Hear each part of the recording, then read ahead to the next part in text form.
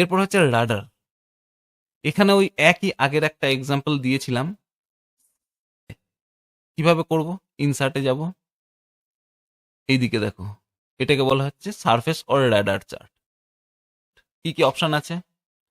প্রথমটা হচ্ছে 3D surface, তারপরটা হচ্ছে ওয়্যার ফ্রেম 3D সারফেস, তারপরটা হচ্ছে কন্টুর, তারপরটা হচ্ছে ওয়্যার ফ্রেম কন্টুর, এরপর হচ্ছে রাডার। এখানে লেজেন্ডগুলো দেওয়া আছে। নীল মানে বেঙ্গলি, অরেঞ্জ মানে ইংলিশ, গ্রে মানে সংস্কৃত। তার মানে এই প্রত্যেকটা যে রিং দেখাচ্ছে, এই রিংগুলো ইন্ডিভিজুয়াল সাবজেক্টকে রিপ্রেজেন্ট করছে এবং স্কিলগুলো রিপ্রেজেন্ট করছে এই পয়েন্টগুলোকে। এখান থেকে আমরা ইজিলি ডেটাটা অ্যানালিসিস করতে পারবো।